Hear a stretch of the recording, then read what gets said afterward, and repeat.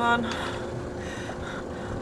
We went out to get to Sardinia, and just as the sun was going down, one thunder, like a lightning cell after another. We're actually surrounded by about 3 or 4 of them. So one was coming closer and closer and got really scary, and now we turned around and we're going back to the Ionian Islands. Like all the progress we made sailing today, we lost it all just to dodge this massive system. It's just so scary because you can see it from far, and then you think, oh yeah, it's fine, and nothing's happening. Then it starts like building lightning, and then all of a sudden it gets bigger and bigger and bigger, and you don't really know what exact direction it's going. So we had to probably spend the last 2-3 hours just evaluating which way it's going, and we turned around because we believe it's actually moving this way. We've been looking at the stars and the clouds, how they're moving, but it's still kind of there, and the lightning is just striking. It's like a light show.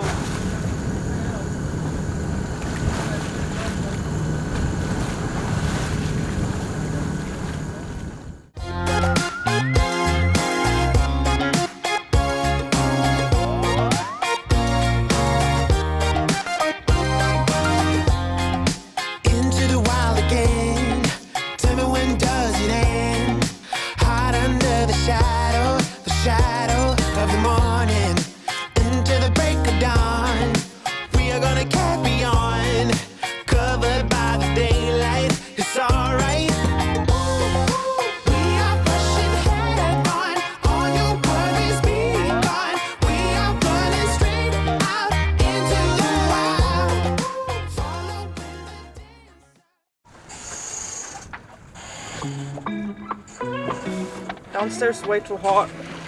We're trying to perfect our single-handed watermelon smoothie carving technique.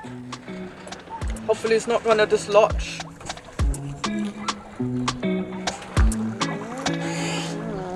We put it in the freezer before, so it's extra cold. Icy, really good.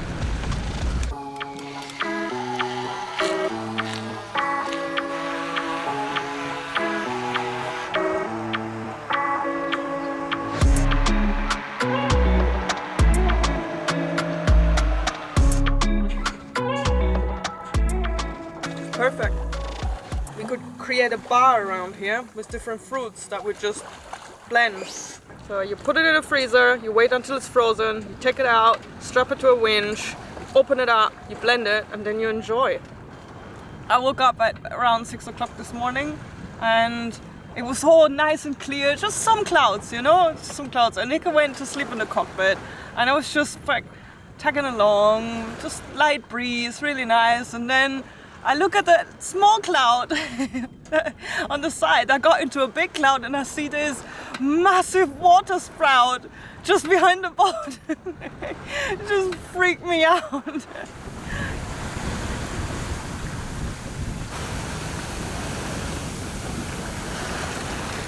Cuba, this is Panama VCS, channel 11, 11.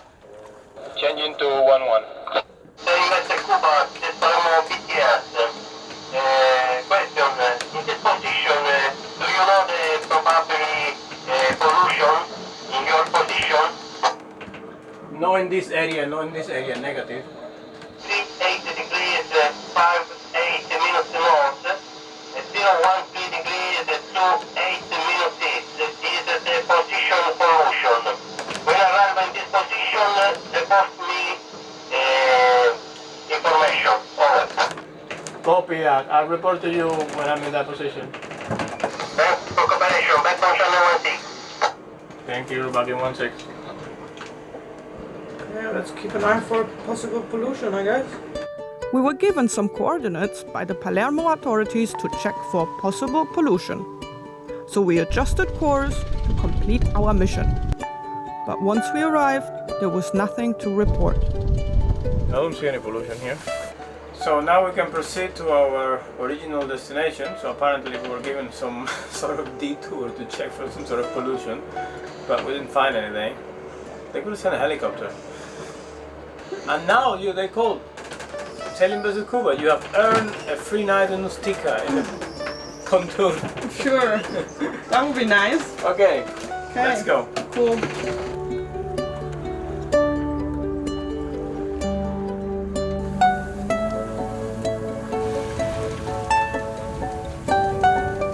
Aha. After 2 days of almost no progress, now we are flying. And Kiki is smiling. While We're going he's downwind and I'm able to actually edit. I want to say that because I cleaned the boat a little bit, we're now flying at over 6 knots. It is fantastic. Yeah, we have perfect sailing conditions now. We have 24 knots of wind, we're running downwind. Yeah, this speed we should be in Sardinia in about 24 hours. There's a fellow sailor coming right at us. Normally that's us on the other end. He's beating upwind, close Yeah. haul, and he's going into where the bad weather is. And Yeah. we're coming from where the bad weather is, so I feel for them. And we have a bet going. What kind of boat it is? I say it's undefined or a moody. I'd say it's probably a Beneteau or a Hanse, and it's 42 feet. And you said British flag, and I said they're French. Sarah won the bet. It was actually, I didn't see the make of it, but yeah, it was not a Beneteau nor a Hanses, and it was French. I think it was a racing boat. The people inside, they were all like, they had the deck vests on, and Not like us. No, they looked very professional, and they waved to us. So what do I get for my bet? Anything you like.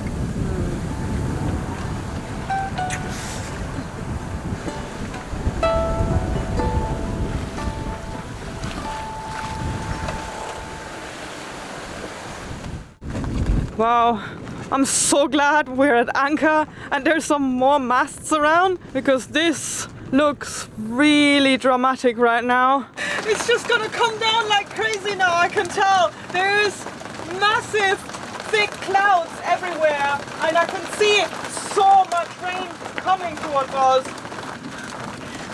I'm so glad we're here at anchor now, to be honest.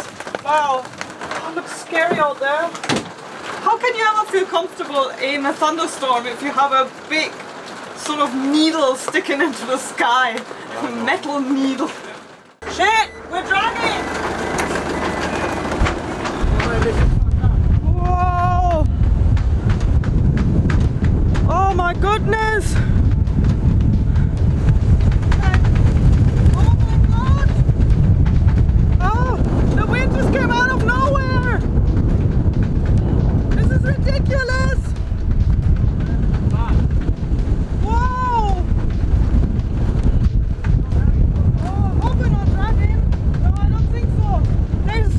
I can see a thunderstorm just coming there. I don't think so. Oh, I'm putting everything on. Man, we're in the middle of editing and then this wind came up and pushed the boat to the side and the anchor alarm went on right away. It's just outside, it's ridiculous and so loud. I can see myself here the whole night. This is like, the weather is just increasing and it's really getting pretty bad though. Let's see who's right. You said just over half, I said just under half. Either way we have to go. This is so super loud when you turn it on. This is just about half, if you don't count the reserve tank. So by your counting it's half. By mine it's half a finger over reserve. I don't count the reserve. The reserve in Germany is like you don't see the reserve, like it doesn't exist, okay? Well, I'm from the Caribbean, for us every drop counts, so. Sure. See, there are the differences. We live on the dollar, man. Yeah, we live on the dollar. Actually, we used to drive a car, we used to put 10 quid at a time, always driving in reserve, so. It's good, it goes faster, it's lighter, Sure, it uses less fuel. Sure, it uses less fuel. Okay, anyway, let me close this before I forget. Okay, off we go. Today it's gonna be more relaxed and just a nice breeze. Actually, we did want to stay here in Cala Brandicci, but because yesterday the weather was so bad, there was nobody passing by even in the evening, but this morning we woke up and it's just one motorboat after the other, so we decided to go because yeah, it's a little bit chuckly actually. In this bay there's a rock in the middle, and we believe because it's not marked, it's not a danger, but we kept like going around it to find an anchorage. And then obviously at night when the gust came, we dragged, and I was telling to Nick, oh God, we went over the rock. There was quite a few boats in here, everybody was dragging, it was pretty scary stuff, Yeah. no? And you don't know, when you're a bit disoriented, you don't know which way you're dragging at the beginning we were down editing. We were the last ones on the anchorage. We realized we must have dragged for about 150 meters. You've been sailing for 6 days and you didn't have any land around. Everything just looks so close, to be honest. But it's all well, it's all good. We're fine. We've got it sorted. And today we're just here to sort out a few things that we need to do, because after 6 days now we kind of ran out of water, we ran out of provisions. We're just on the way down to the next bay, because here actually Cala Brandici is like the hot spot for people to come in and out with motorboats. So it's been so chuckly this morning that we almost felt sick, and we said, okay, let's just go.